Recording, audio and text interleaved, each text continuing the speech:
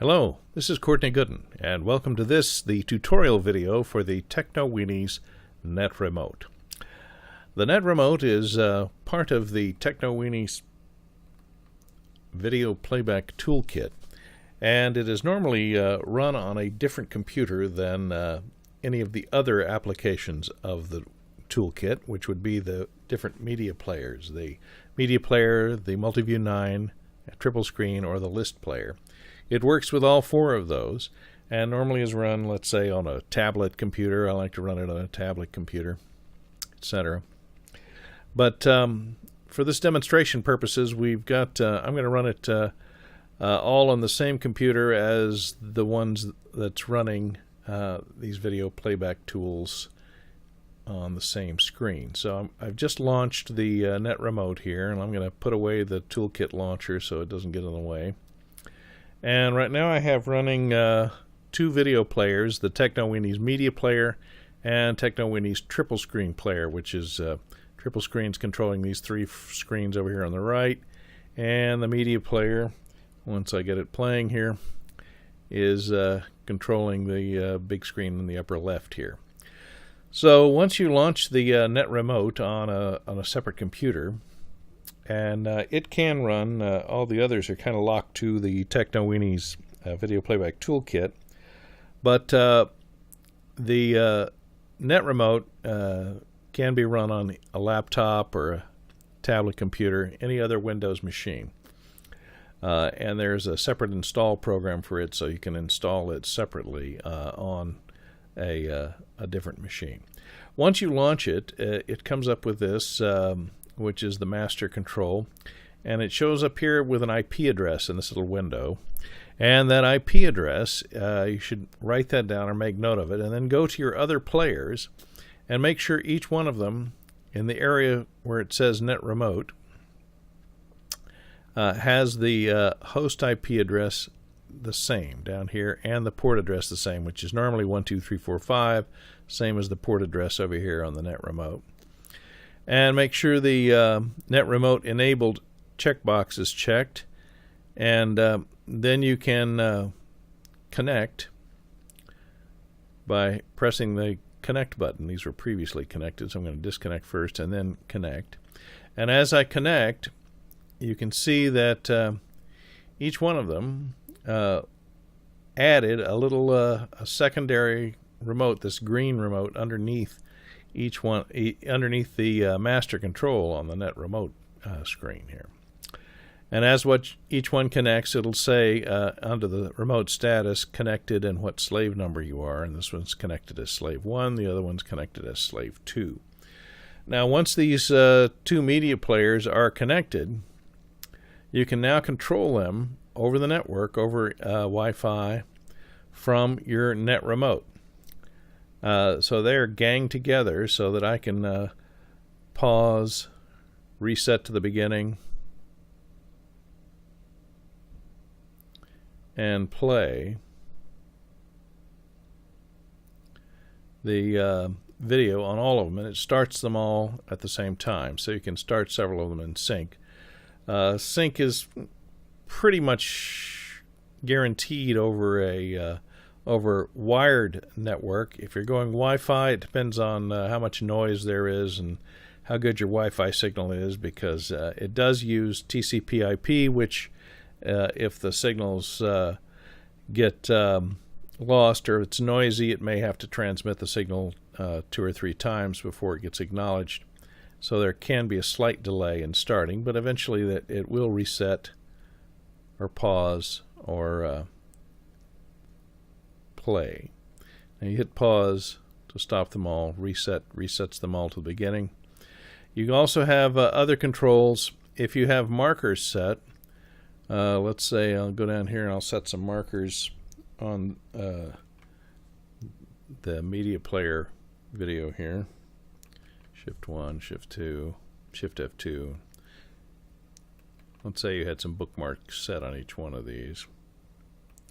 And same is true of the triple screen. If you had set some bookmarks in here, let's say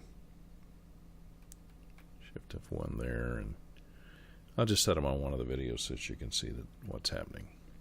Here's Trump. And we'll set one more here. Shift F3. Okay, so now if I go back to my net remote, if they have bookmarks previously set, if I hit reset to take them all back to the beginning, and then I can go next queue, next queue, next queue. It'll jump between each successive bookmark, or previous queue will jump back one bookmark on any of the videos that have bookmarks set on them. Reset sets you back to the end queue, and you can set a new endpoint on all of them from the net remote by simply hitting set in. Now, the master control will send controls to any one of the slaves hooked up here. Slaves are in green here. As long as the greens are locked to the master. If you can lock and unlock the slaves to the master by checking this checkbox over here that says master link. So any slaves that are checked there will automatically be controlled by the master. Of course, you can individually control each one by clicking on the buttons on each of the individual slaves, and that will affect only that slave. Let's say I pause. I've paused the triple screen, which is number 1, and it'll show you the status here. You can make sure, even if you can't see the screens that are out there that it's communicating with, the status will give you a feedback as to the status of the video, whether it's playing or paused or requeued. And that status comes back from the actual remote, so from the slave computer. So if you don't see this responding in here, it could be you've lost connection to your computer, and it will eventually let you know. It checks connections. See, it says up here checking connections every 10 seconds. It goes out to check the connections, and if you've somehow lost your connection over Wi-Fi to any of your remote slaves, it will gray out the window here and show you that it's lost connection. Then you can you'd have to go back to reconnect to the individual player. Here, I'll show you what that looks like. If I hit disconnect on this triple screen, there you'll see that within 10 seconds this one has gone to offline.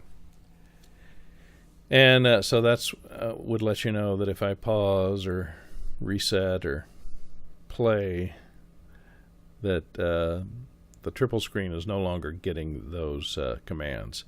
But if I reconnect it,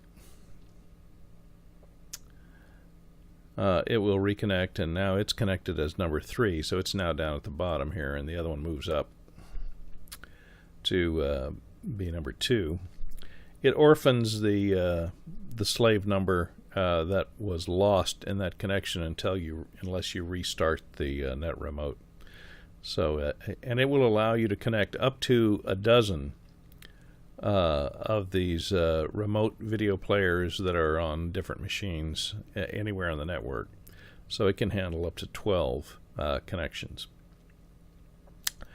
All right, so let's go over some of the other controls. We went over next queue and previous queue, reset.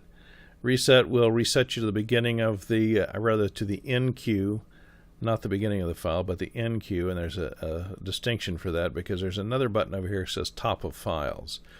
And that's a master control set to the top of files. And you might need that because if you, let's say, I go down here and I hit set in. Now I've set a new endpoint. You'll notice over here on these remotes, this remote over here has a new end queue, and this one down here has a new end queue set for those 2 videos, or these 3 videos and this 4th video here. So now if I let's pause them and then I'll hit reset, you'll notice they go back to those end queue points, which is not the top of the file. But now let's say I want to move my end queue or start point back to the top of the files. I can just go top of files by clicking this button here. That resets all the videos to the tops, the very beginnings of each file, and then I'll click on set in, and that moves the in queue back to the very beginning. All right. There's other commands that you can do. Logo switches to the still frame that each video has loaded in, and these all have logo files in them. You can see these 3 screens all went to their logo files, and of course whenever you hit play, it comes out of the logo screen and goes back into playing the video. There's a little drop down box on each of the slaves here up on the left, and the function of that drop down box depends on which player you're connected to. This one, which is the triple screen now, I think. Let's see. Let's pause. Oh no, that's right. That's the media player here. So on the media player, the drop down will give you a list of all the media files in the file folder that you have open. So you can change files from the remote by opening this little drop down and going to a different file. That only works for the media player, because obviously there's just one video window, and you only have control over the video in that one window, and it mirrors the contents of this folder that I have open over here, video, and so the contents of this file list box on the media player. Now on triple screen, which is the bottom one down here, what it does on triple screen is it can control which screen is on top. I've got these screens kind of overlapping each other right now. So if I drop this down, you can see it says view 1, view 2, or view 3 on top. So if I go to view 3 on top, you'll see that the view 3, which is this third screen down here on the bottom, is now on top of any of the other screens. And if I went to view 2 on top, 2 would pop. One on top, 2 on top. 2 would jump to the top. So that's useful if you have all 3 of them playing full screen on a monitor somewhere and you want to switch to 1, 2, or 3. You can control it from the remote by setting 1, 2, or 3 on top. So you can also control looping. This loop button here turns looping on or off. Now we've got them out of sync, so let me put them back in sync again. Okay. And it'll tell you whether looping is on or off on each of the individual players as it comes back here. Every time you hit the loop button, it toggles each one from off to on or on to off. So their loop selection is turned on both of them. Okay, and or if you want to go to black, if you hit black, it goes to black on all the screens. And of course, hitting play, just like on the regular video players, when you hit play, it comes out of black. And logo, I think I pointed that out, goes to the logo on all screens. Hitting play comes out of the logo. There are hotkeys for that too. If you look at the letter on each button here, the L has a little line under it, and the F has a little line under it, and the H. What hide does, Alt-H, which is the hot screen, Alt-H, hides the remotes. So if you click that button, it will hide the remotes that are visible on any respective screens on any of the other computers out there. So if you've walked away and you've set up your screens and got them playing, you can hit that button to make sure that they hide the remotes on all the subsequent screens. And the full screen will make all of these screens full screen, which I'm not going to hit that button now, but it would make each one of these windows fill the screen on each one of the separate computers out there. Keyboard lock turns on and off the keyboard lock, locks the keyboard on all the remote computers. So, and it gives you a readout here. It says keyboard locked on the triple screen. And you click it again and it'll unlock the keyboards.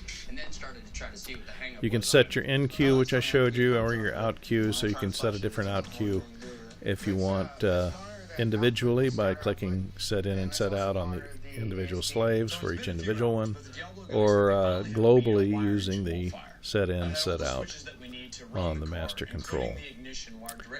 I think it's almost everything. There's a checkbox up here that sets it on always on top. If that's not checked, then anything else can overlap this remote. So you probably want to have that always checked. So since you're using this remote, a lot of times I use this on a touch screen, since the targets for controlling, pause and reset are great for using your finger to control the touchscreen control. So that way I can control up to a dozen different playback machines from like an 8-inch tablet. So that's basically what happens with the net remote. The window grows each time it adds a connection here. So it can have about 6 down and 6 across.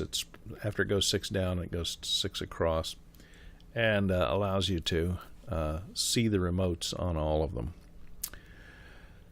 I think that about covers everything. Shift H, or holding on the Shift key and hitting the hide button brings the remote back up. So if you want to expose the remotes on all the screens, hold on the Shift key and hit the hide button. And I think the same is true of full screen. Holding down the Shift key and hitting full screen takes them out of full screen mode back into scale mode. The status, as I explained, shows you what each individual player is doing. This tells you that it's triple screen and it's paused. Since you don't really get a readout of all the files, it tells you what whatever the selected file is on triple screen and the bit rate that it's playing at. And on the single media player, it tells you the file name and the speed at which it's playing. And when you pause, it will tell you where it's paused time-wise, hours, minutes, seconds, and frames in the media player. With triple screen, since there's 3 different videos playing, it doesn't tell you where it's paused because it could be at a different spot in each one since they're looping. It would be at a different spot. So that is the net remote. Let's see, from the individual players, you can connect or disconnect. Make sure you click the net remote enabled before you hit connect or disconnect. And see, I just unenabled it and it went gray over there on the net remote. So let me know that number 2 is, or that number 3 has gone offline. If I connect it again, it will come back to green and show up again over here. So that is basically a tour of the net remote. Next up, I'm going to also do a tutorial on the blue screen program. So stay tuned for that. Thanks for watching.